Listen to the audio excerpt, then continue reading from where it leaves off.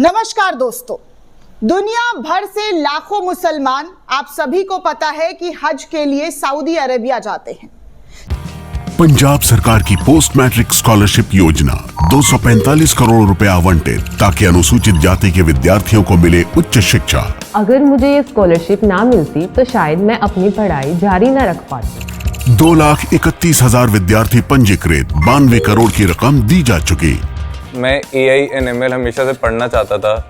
अगर स्कॉलरशिप नहीं होती तो मैं कभी भी एडमिशन नहीं ले पाता ऐसे कोर्स में। मुख्यमंत्री भगवंत सिंह मान की कोशिशों से पंजाब बन रहा है रंगला पंजाब। साल 1979 में इसी सबसे पाक पवित्र जगह के बाद यहाँ एक हमला हुआ था जिसने पूरी दुनिया को हिलाकर रख दिया था। अपने आप को खुदा का भेजा हुआ मसीहा बताकर 200 से ज्यादा आतंकी मक्का की मस्जिद अल हरम में घुस गए और हजारों नमाजियों को बंधक बना लिया था। ये हमला सऊदी के आधुनिक इतिहास का सबसे बड़ा हमला माना जाता है। 20 नवंबर 1979 का वो दिन था जब मक्का, मदीना और मुकर्रमा यानी कि मदीना मुनव्वरा में हज के सभी अरकान पूरे हो चुके थे। बहुत से लोग अपने अपने देश लौट चुके थे। इसके बावजूद वहां करीब 1 लाख लोग खानाए काबा में मौजूद थे क्योंकि वो उस साल का पहला दिन था, यानी मुहर्रम का दिन। ये लोग उम्मीद कर रहे थे कि बादशाह अरब शाह खालिद खानाए काबा में आएंगे और सदी की पहली फजर की नमाज में शिरकत करेंगे।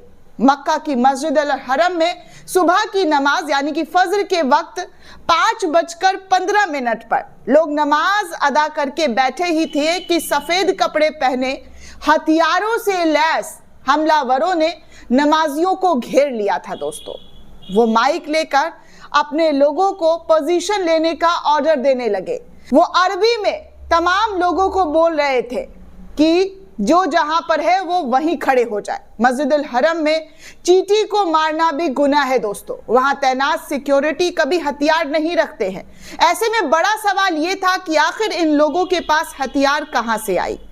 ये पहले से ही मस्जिद में मौजूद थे और उनके हथियार वहीं ताबूतों में रखे गए थे। सिक्योरिटी फोर्सेस की आंखों में धूल झोंक कर उन्हें जनाजे की शक्ल में अंदर लाया गया था। मस्जिद अल हरम में जैसे ही नमाज खत्म हुई, लोगों ने सलाम फेरा, वैसे ही लोगों के कानों में गोलियों की तड़तड़ाहट की जो आवाज है वो सुनाई देने लगी।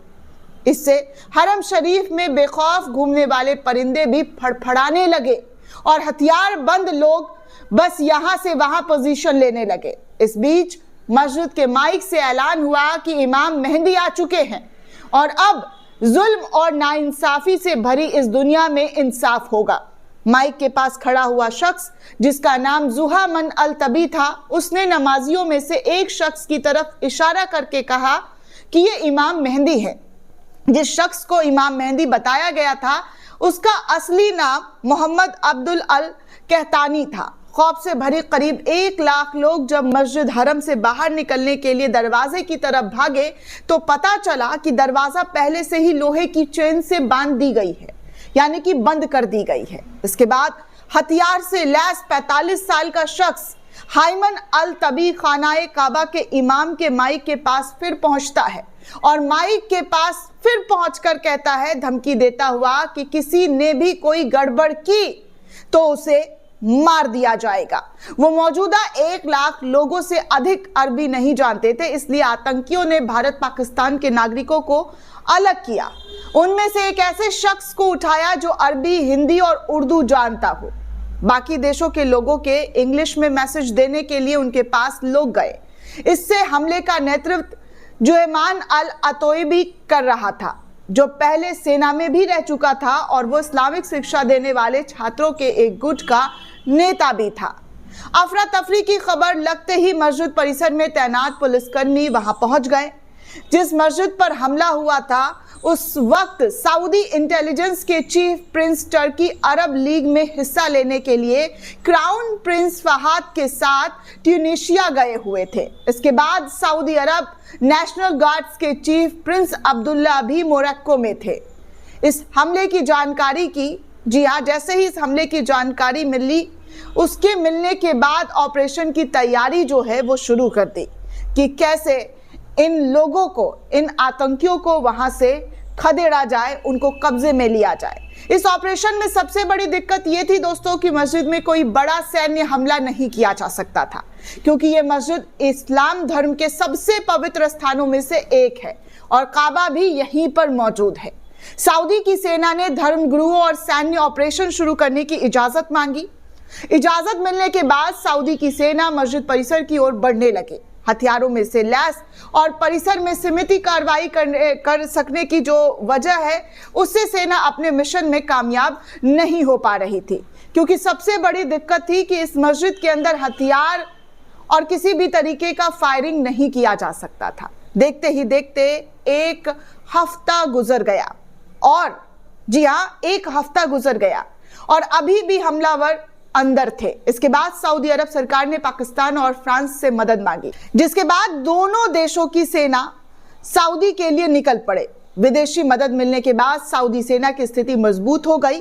करीब 2 हफ्ते बाद चले ऑपरेशन से मस्जिद के थोड़े हिस्से पर सऊदी सेना और थोड़े पर हमलावरों का कब्जा बच चुका था। कुछ हमलावरों ने मस्जिद के अंडरग्राउंड एरिया में पनाह ली।